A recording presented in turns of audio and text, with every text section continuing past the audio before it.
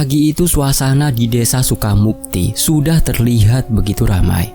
Beberapa warga desa sudah mulai menjalani hari-harinya seperti biasa. Beberapa ada yang berangkat ke sawah sambil menggendong cangkul di pundaknya. Sebagian yang lain masih menikmati secangkir kopi panas di depan rumah. Namun, ketenangan itu seketika buyar ketika Pak Warto dan Pak Rudi yang berangkat ke sawah melihat sosok tubuh wanita tergeletak di tanah, tepatnya di bawah pohon jati. Astagfirullah, itu manusia? Suara Pak Warto tercekat. Nafasnya terangkat seperti baru naik tangga tinggi. Tangannya gemetar saat menunjuk ke sesuatu yang tergeletak di sela pepohonan jati. Pak Rudi yang berdiri di sampingnya langsung melangkah mundur. Jangan-jangan cuma boneka, Pak. Jangan nakut-nakuti dulu. Boneka apa bentuknya begitu? Jawab Pak Warto terbata. Wajahnya pucat pasi. Sampean lihat sendiri, Rud, itu tubuh perempuan. Pak Rudi menelan ludah. Udara di kebun jati terasa pengap menekan dada. Ia memberanikan diri mendekat beberapa langkah. Seketika lututnya lemas saat melihat tubuh seorang wanita tergeletak telanjang, penuh lebam kebiruan.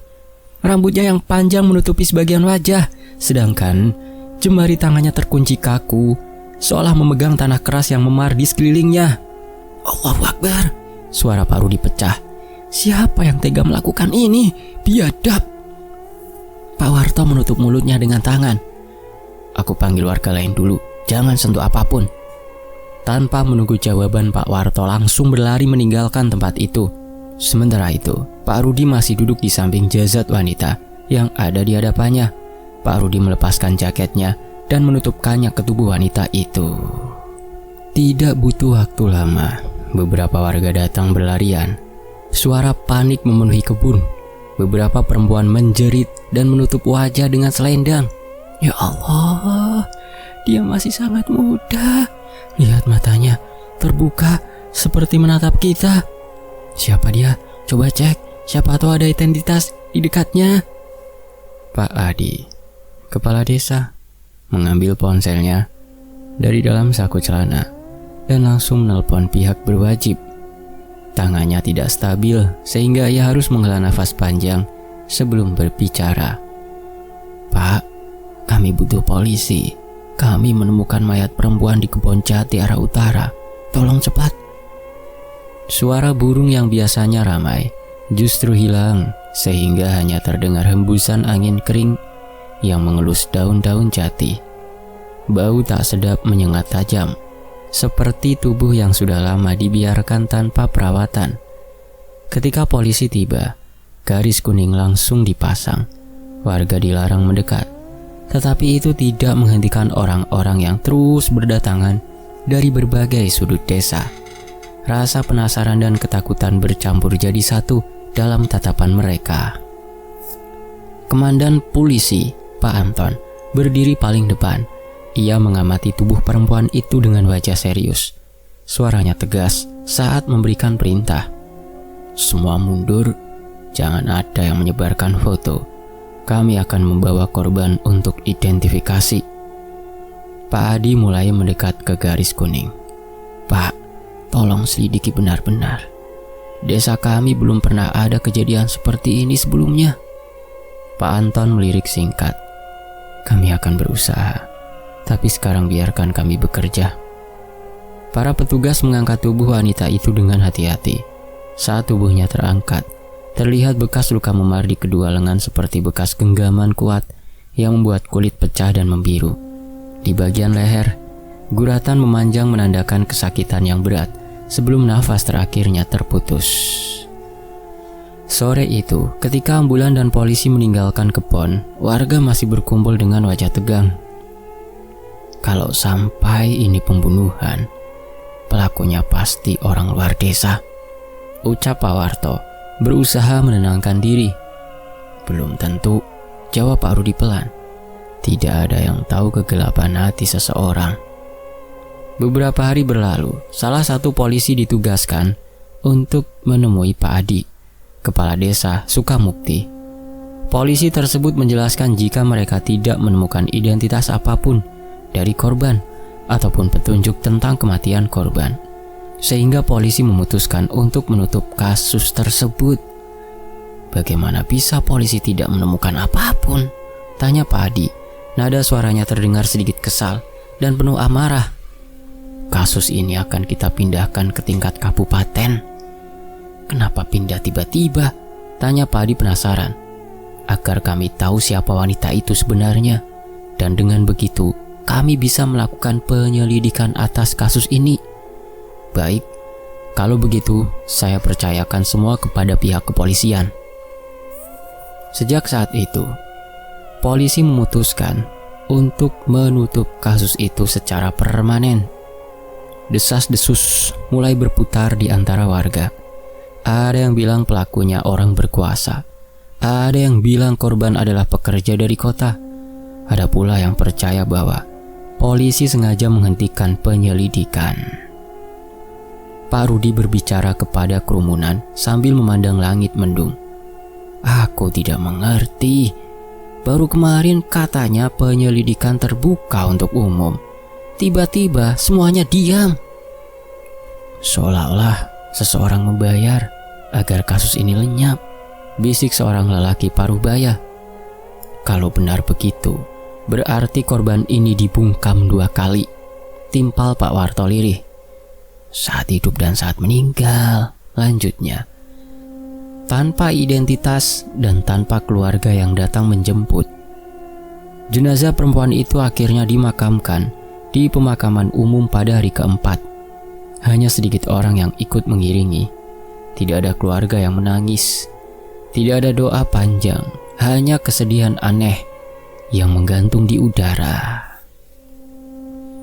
Di tepi makam, Pak Adi memandang nisan kayu sederhana yang hanya ditulis nama sebutan yang menusuk hati. Perempuan tak dikenal. Pak Adi mengusap wajah, lalu menatap tanah merah yang masih baru. Semoga engkau tenang di sana. Maafkanlah desa kami yang tidak bisa menemukan siapa yang menyakitimu. Pak Warto berdiri di sampingnya, suara parau.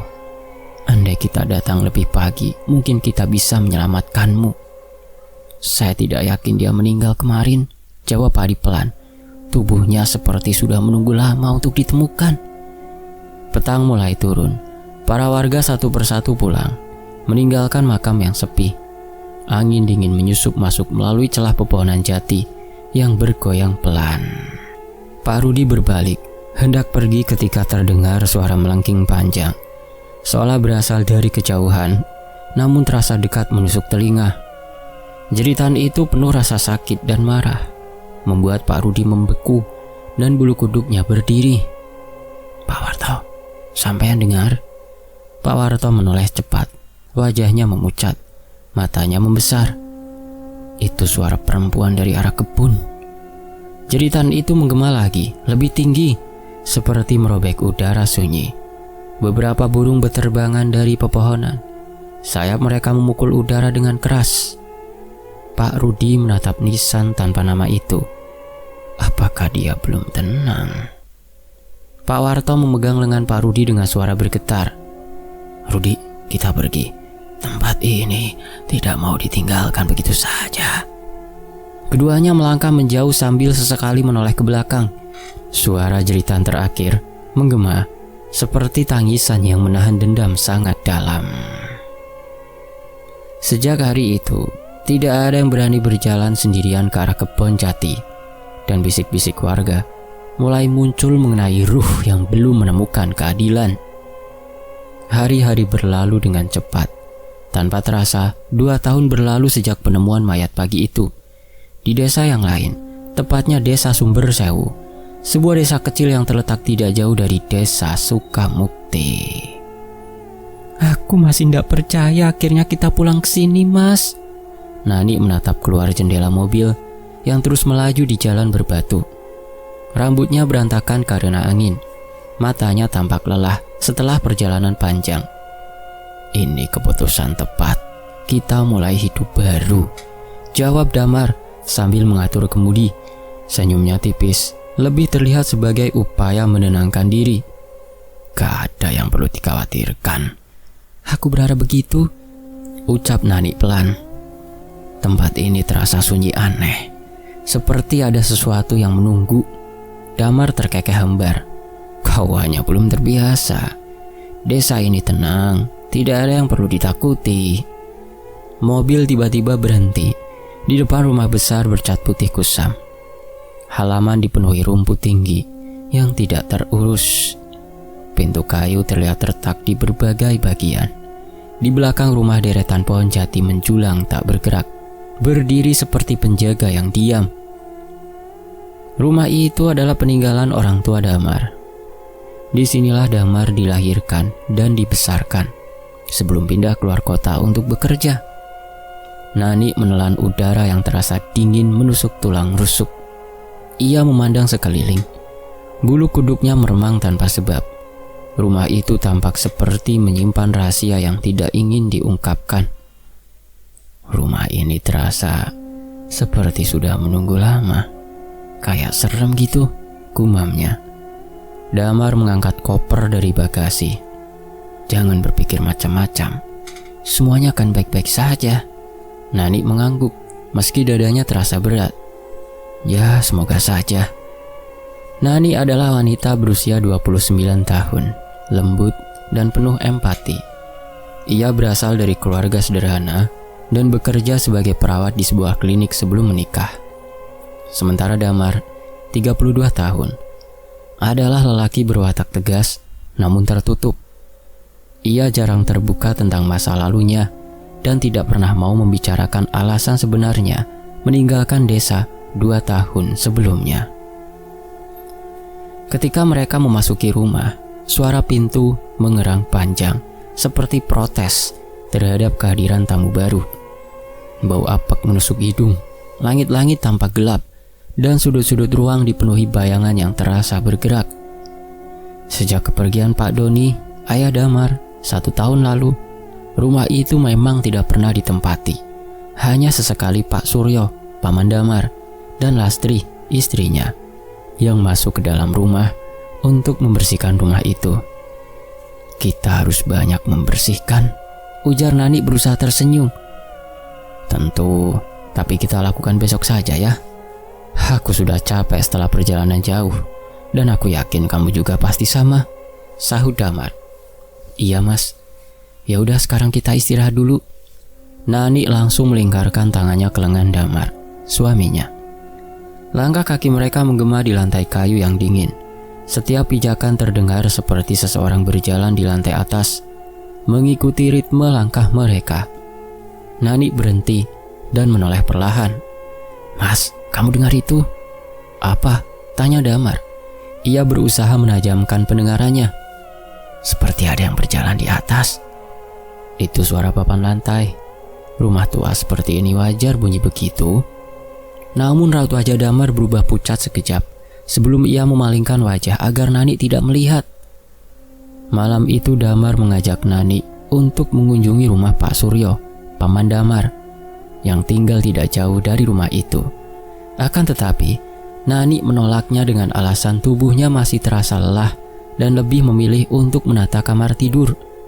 Suasana hening terasa mencekik saat Damar sudah meninggalkan rumah. Angin berembus dari celah jendela, membawa hawa dingin yang menempel di kulit. Tiba-tiba terdengar suara langkah pelan dari lorong. Ritmenya teratur, seperti seseorang berjalan menuruni tangga perlahan. Nani menatap ke arah pintu kamar. Nafasnya terhenti sejenak. Udara di dalam kamar tiba-tiba berubah panas, walaupun kipas angin sudah berputar kencang. Siapa di sana? Suaranya pecah. Tidak ada jawaban. Mas Damar, mas, apa kamu sudah pulang? Langkah itu berhenti tepat di depan pintu kamar, lalu senyap total. Keheningan yang muncul terasa lebih mengerikan daripada suara apapun. Nani memberanikan diri membuka pintu. Lorong tampak kosong panjang, hanya diterangi lampu redup. Udara di sana dingin menusuk hingga membuat jemari tangannya kaku. Gak ada siapapun atau ada sesuatu yang sengaja bersembunyi. Nani melangkahkan kakinya, menyusuri lorong rumah, berusaha mencari siapa pemilik dari suara langkah kaki yang baru saja ia dengar. Mas, Mas Damar, kamu udah pulang?" Nani memanggil nama suaminya. Setelah memastikan tidak ada siapapun di dalam rumah itu selain dirinya, Nani langsung memutuskan kembali ke dalam kamar. Saat ia melangkah mundur, sudut pandang matanya menangkap bayangan seseorang berdiri di ujung lorong. Sesosok wanita, tubuhnya pucat, rambut panjangnya menjuntai menutupi wajah, berdiri kaku tanpa gerakan. "Siapa kamu?" tanya Nani sambil memegang dinding agar tidak jauh. "Apa yang kamu inginkan?" Sosok itu tidak bergerak, namun kepalanya perlahan miring seperti menatapnya. Dari ujung kaki sosok itu menetes cairan gelap yang mengalir membasahi lantai. Mata Nani membesar, tubuhnya membeku. Suara tawa melengking terdengar nyaring hingga menusuk ke telinga. Nani menutup kedua telinganya dengan tangan. Tubuhnya seolah tidak memiliki tulang hingga membuatnya langsung terduduk di lantai. Aku gak mengganggu siapapun." Suara Nani bergetar. "Tolong jangan mendekat." Lorong bergetar halus seperti ada udara berat yang turun. Lampu berkedip beberapa kali sebelum padam seketika. Kegelapan langsung menelan seluruh ruangan. "Ah!" Nani berteriak. Sosok itu tiba-tiba menghilang. Lampu kembali menyala seperti biasa. Nani yang ketakutan segera menelpon Damar dan meminta pria itu agar cepat pulang ke rumah. Tidak berapa lama, Damar tiba di rumah dengan langkah tergesa-gesa. Wajah Damar tegang saat membuka pintu kamar. Nani berbaring di atas ranjang, tubuhnya meringkuk di dalam selimut. "Ada apa? Kenapa kamu minta aku pulang cepat?" "Ada perempuan di lorong, Mas. Dia berdiri menatapku, rambutnya menutup wajah. Kita harus pergi dari sini. Aku gak mau tinggal di tempat ini." "Gak ada siapa-siapa di sini." Damar menaikkan suara, tetapi matanya gelisah memeriksa lorong. "Kamu hanya lelah setelah perjalanan panjang. Otakmu mempermainkanmu." "Aku gak berhalusinasi." Nani menahan isak. "Aku melihatnya jelas." Pintu ruang tengah terbuka dan paman Damar, Pak Suryo, muncul bersama istrinya, Lastri. "Ada keributan apa malam-malam begini?" tanya Pak Suryo. "Nani bilang melihat seseorang di dalam rumah," jelas Damar singkat. Lastri menatap Nani penuh iba. "Sayang, mungkin kau hanya butuh istirahat. Menikah itu perubahan besar. Ada kalanya pikiran menolak segala tekanan." "Aku gak gila," Nani memotong. "Aku melihat perempuan berwajah pucat. Dia berdiri di ujung lorong dan..." "Dek," Damar memegang bahunya. "Gak ada apapun di sini. Beristirahatlah. Jangan memikirkan hal yang gak perlu." Nani menunduk, air mata jatuh tanpa suara. Dalam hati kecilnya, ia merasa rumah ini menolak keberadaannya. Malam itu, Nani tidak bisa tidur. Suara langkah kaki kembali terdengar dari langit-langit. Kali ini lebih jelas, seperti seseorang berjalan bolak-balik tanpa tujuan.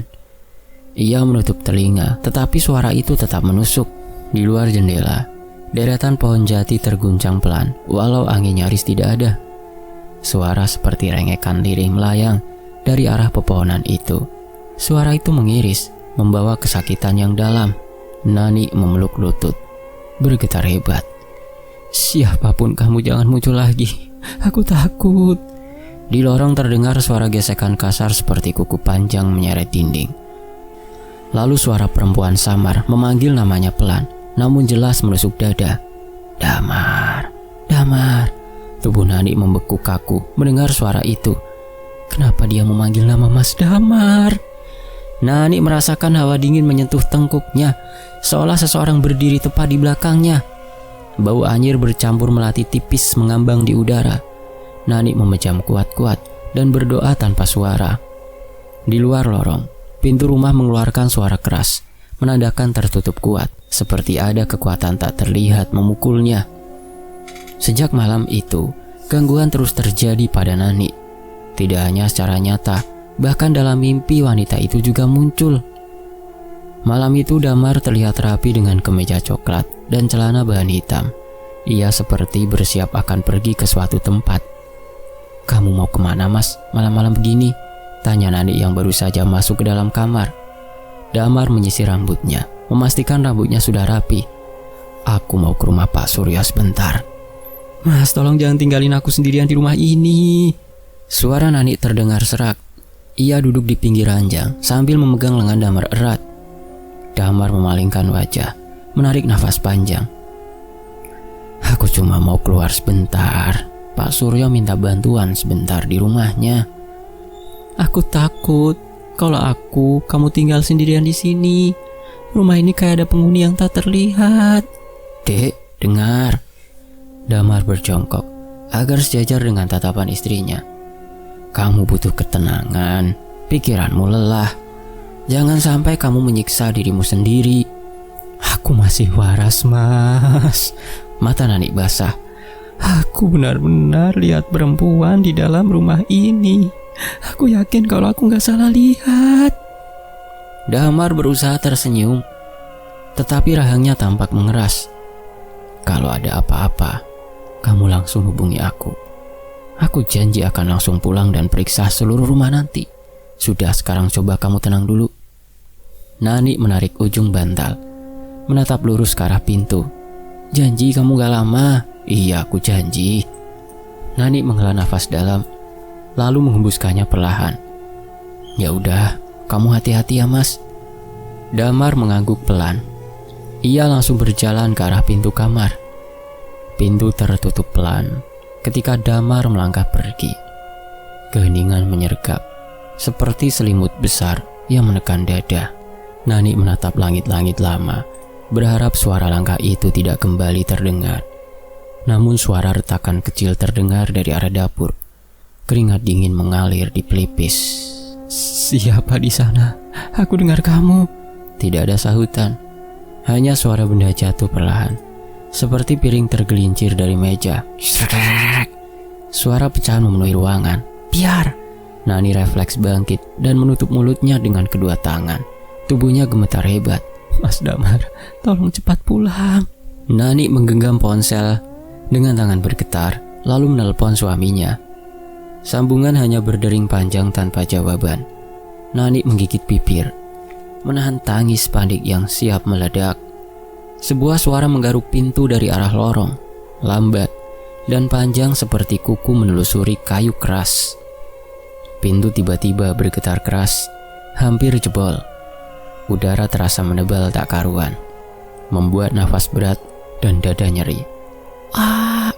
Nani berteriak sekeras-kerasnya. Pintu mendadak berhenti bergetar. Suasana di dalam kamar seperti hening. Tangan Nani berusaha mencari tuas pintu. Ia memutar perlahan, membuka sedikit celah. Lorong tampak kosong, hanya cahaya lampu kuning yang meredup. Ketika Nani melangkah satu langkah, suara perempuan terdengar tepat di belakang telinganya. Keadilan harus kembali padaku. Nani menoleh cepat, tidak ada siapapun. Namun bau anyir menusuk hidung, menempel di udara. Begitu pekat, sampai membuat perutnya mual. Nani kembali masuk kamar. Ia menutup pintu dengan keras. Di saat yang bersamaan, Damar yang baru saja masuk ke dalam rumah segera berlari masuk. Nani, dek. Pria itu menemukan istrinya duduk menggigil di lantai kamar. Wajahnya pucat seperti kehilangan darah. Ada apa lagi? Tanya Damar dengan wajah cemas. Ada yang menghantam pintu dari luar. Aku kira kamu. Piring yang ada di dapur tiba-tiba bergeser dan pecah di dapur. Dan dia bicara padaku. Dia bilang keadilan harus kembali. Aku sudah capek dengan cerita ini. Damar menghentak lantai. Kamu harus berhenti membayangkan hal yang gak ada. Kalau kamu mau percaya atau enggak itu urusanmu mas. Tapi aku gak berhalusinasi. Nani menatapnya tajam. Dia memanggil namamu mas. Wajah Damar menegang. Pupilnya menyempit. Kamu dengar apa dek? Dia bilang namamu, menyebut berkali-kali. Damar berdiri terpaku. Wajahnya kehilangan warna. Namun ia cepat menguasai diri, menatap Nani, seolah ingin memaksanya percaya kebohongan yang ia buat sendiri. Cukup dek, kamu sudah kelewatan. Pikiranmu sudah gak sehat.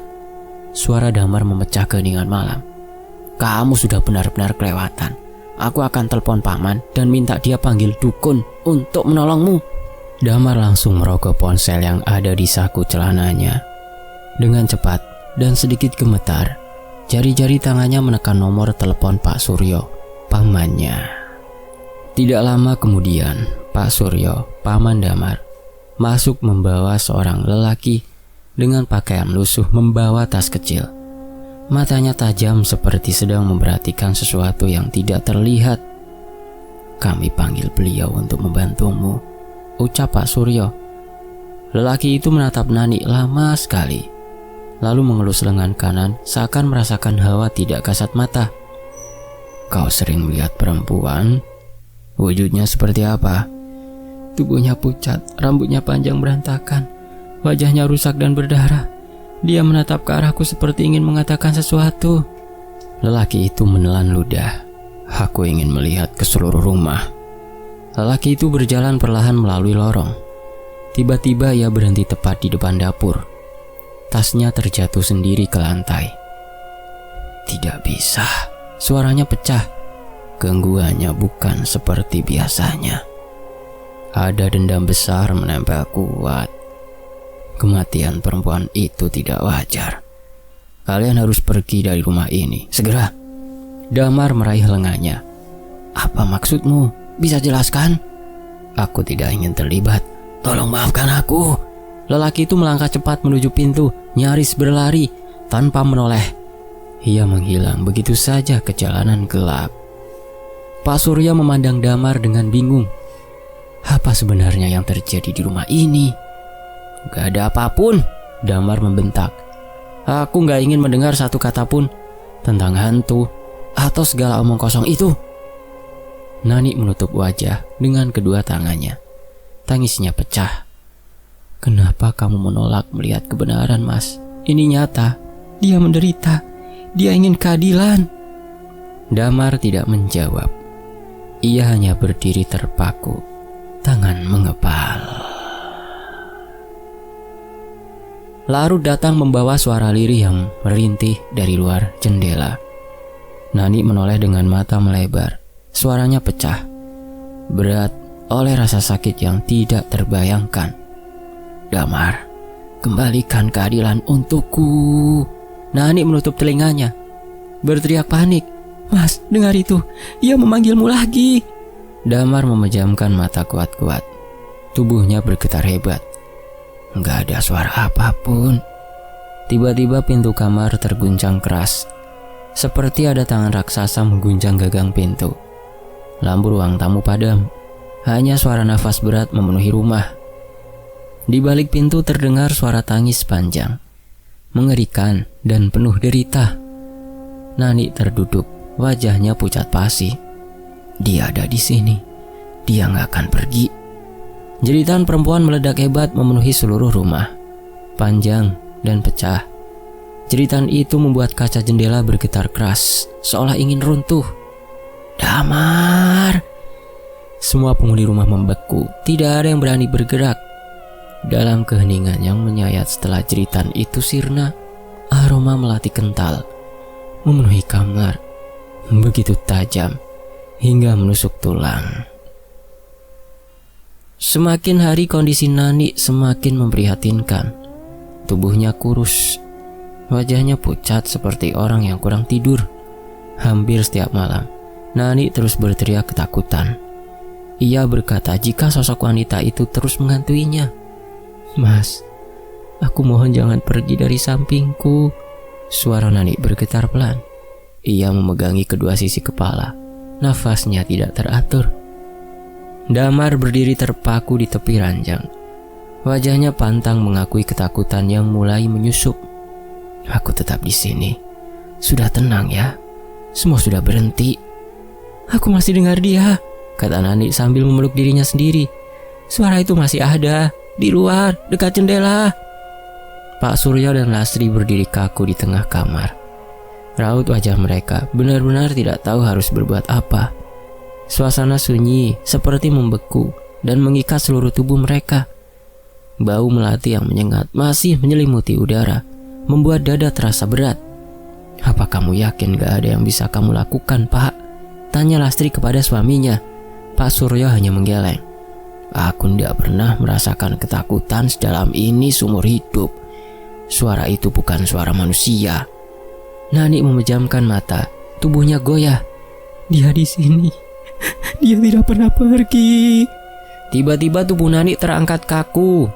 Punggungnya melengkung dengan kekuatan yang mustahil dilakukan tubuh manusia. Tangan dan kakinya menegang, seperti ditarik dari 4 arah sekaligus. Matanya terbuka lebar. Pupil memutih sampai seluruh bola matanya hilang, meninggalkan warna pucat kosong. Damar terlonjak mundur. "Nani!" Suara yang keluar dari mulut wanita itu bukan lagi suaranya. Berat, dalam, dan hancur seperti berasal dari tenggorokan penuh luka menganga. Pak Suryo mematikan lampu meja yang bergetar akibat hantaman gaib yang merambat dari lantai. "Innalillahi, apa yang terjadi ini?" Nani menggeram panjang. Suaranya bagaikan datang dari dasar tanah. Jari-jarinya mencengkeram sprei sampai robek. "Kau mengubur aku tanpa nama, seperti sampah." Damar menunduk, menutup mulut dengan kedua tangan. Lututnya melemah, hampir ambruk. Lastri mendekat hati-hati. "Siapa kamu? Kenapa kamu ada di tubuh istri keponakanku?" Tubuh Nani tersentak hebat. Lehernya terlihat seperti hampir patah ketika menoleh ke arah Lastri. Wajahnya tersenyum lebar, senyum yang tidak wajar, penuh sakit dan kegilaan. "Aku Mira." Lastri terpukul mundur hingga menabrak dinding. Suaranya pecah. "Astagfirullah." Nani atau sesuatu yang menguasai tubuhnya tertawa panjang. Tawa itu merambati seluruh dinding seperti gema kematian. "Aku Mira. Kalian akan ingat namaku meski dunia ingin menghapusku." Damar memelototkan mata. "Diam, keluar dari tubuh istriku. Aku tidak akan pergi sebelum keadilan kembali padaku." Suara itu menggelegar. "Dan kamu, Damar, kamu yang harus bicara. Kamu tahu apa yang kamu lakukan. Mengakulah." Damar menunduk gemetar. Wajahnya berubah kelabu. Pak Suryo mendekat, mencoba meraih baju Nani, tetapi terlempar jauh ke belakang oleh dorongan tak terlihat. Tubuhnya menghantam lantai keras, dan ia meringis menahan nyeri. "Jangan sentuh dia!" teriak suara itu. Nani duduk perlahan, gerakannya seperti wayang patah.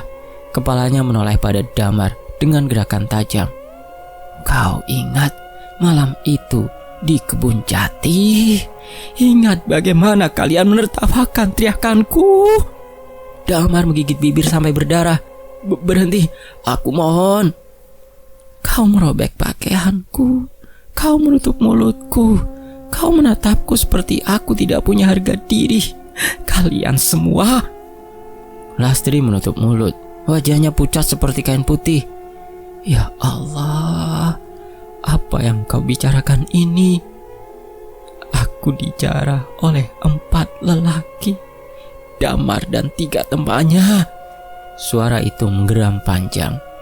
"Tubuhku ditinggalkan begitu saja. Aku lumpuh saat nafas terakhirku keluar. Tidak ada yang menolongku." Pak Suryo menatap Damar. Wajahnya membeku. "Damar, cepat katakan yang sebenarnya." Dengan suara bergetar, Damar mulai menceritakan kejadian 2 tahun lalu. Damar yang saat itu masih berusia 30 tahun menjalin hubungan dengan Mira yang saat itu berusia 23 tahun. Hubungan antara Mira dan Damar terjalin cukup lama. Sampai suatu malam ketika mereka pulang dari acara bersih desa, Damar yang tidak dapat menahan hasratnya meminta Mira untuk melayaninya di kebun jati. Kebiadaban Damar tidak berhenti sampai di situ. Ia juga menyerahkan tubuh Mira untuk dinikmati oleh 3 sahabatnya. Sampai akhirnya tubuh belia itu tidak dapat menahan sakit hingga membuat Mira meninggal dunia. Setelah kejadian itu, Damar menceritakan perbuatan yang ia lakukan kepada Pak Doni, almarhum ayahnya yang saat itu masih menjabat sebagai kepala desa. Pak Doni yang khawatir jika nama baiknya tercoreng karena perbuatan Damar, segera meminta sang putra meninggalkan desa. Ia juga meminta polisi untuk menutup kasus itu dengan cara menyogoknya. Sejak saat itulah polisi berhenti mengusut siapa pelaku pembunuhan Mira. Air mata Damar luruh dari sudut mata. Suaranya pecah. Ayah menutup semuanya. Ayah bekerja sama dengan polisi agar aku gak pernah dipenjara. Astaghfirullahaladzim. Kalian benar-benar jahat.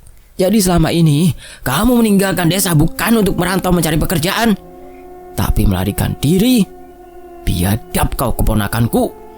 Pak Surya menatap wajah Damar, keponakannya, dengan tatapan tidak percaya. Suara itu tertawa pedih melalui bibir Nani. 3 temannya akan segera menyerahkan diri karena dihantui wajahku.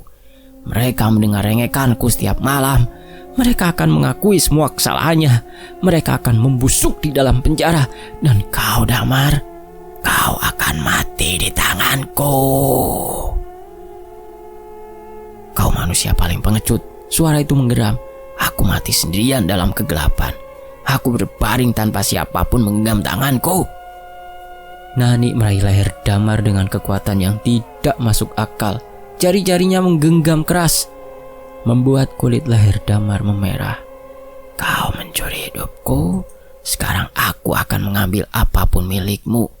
Damar tersedak, terbatu keras. Lepas. Aku mohon. Lastri berteriak. Namun suara itu tenggelam dalam suara geraman panjang dari tenggorokan Nani. Rasakan rasa takutku malam itu. Dengan kekuatan tak kasat mata, Nani langsung melemparkan tubuh Damar ke arah dinding rumah. Damar jatuh ke lantai. Setetes cairan hitam keluar dari dalam mulutnya. Sementara itu, Nani masih berdiri tidak jauh dari Damar. Tubuhnya bergoyang seperti dikendalikan oleh benang tidak terlihat.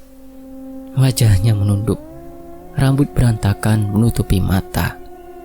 Keadilan akan datang malam ini. Tidak sesuatu pun bisa menghentikanku. Aku mohon, ampuni keponakanku. Jangan sakiti dia. Biarkan dia hidup dengan tenang. Suara Pak Surya terdengar, bergetar menahan ketakutan di dalam hatinya. Suara tawa melengking terdengar di seluruh rumah, membuat bulu kuduk mereka meremang. Ampun, tidak ada ampun bagi manusia biadab sepertinya. Pak Surya langsung mendekat ke arah Damar. Damar, cepat kamu minta maaf padanya sekarang. Damar merangkak, tubuhnya berguncang. Aku minta maaf. Aku salah. Aku sudah menghancurkan hidupmu. Aku sudah membuatmu seperti sekarang. Nani. Lebih tepatnya sosok yang ada di tubuh Nani menatap Damar. Rambutnya bergerak pelan seperti tertiup angin. Walaupun sebenarnya tidak ada angin malam itu. Kata maaf tidak mengembalikan nyawaku. Kami tahu maaf tidak bisa mengembalikan nyawamu, tapi paling tidak bisa membuat arwahmu tenang. Nani menatap Damar dengan tajam. Arwahku tidak akan tenang sampai laki-laki ini meninggal di tanganku. Pintu kamar tiba-tiba terbuka keras. Angin dingin menerjang kamar seperti badai. Tirai jendela berkibar liar. Kursi yang ada di ujung kamar terlempar menabrak dinding. Nani mengangkat wajah ke arah langit-langit. Mulutnya membuka lebar. Suara teriakan panjang keluar dan bergema menyayat. Aku mau keadilan. Suara itu menghancurkan kaca jendela menjadi serpihan kecil yang berhamburan ke seluruh lantai. Nani melangkah pelan mendekati Damar. Langkahnya tidak terdengar seperti melayang beberapa senti di atas tanah. Tapi langkah itu bukan miliknya.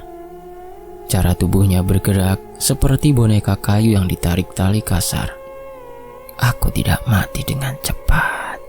Aku merasakan udara terakhirku tercekik oleh tanah dan rasa sakit itu menancap dalam. Cukup! Damar berteriak histeris dan memukul tembok. Aku tidak mau dengar lagi. Kau harus dengar, Damar. Kau harus dengar semuanya sebelum ajalmu kupercepat. Tubuh Damar tiba-tiba terangkat ke udara, tergantung seperti kain lusuh. Matanya melebar, kepalanya menengadah memandang kosong ke langit-langit. Aku datang untuk menuntut keadilan. Kau tidak bisa lari lagi. Lepaskan aku mohon, lepaskan aku, maafkan aku. Damar meronta. Nani, kamu harus sadar Nani, jangan biarkan arwah itu memengaruhimu. Aku suamimu Nani.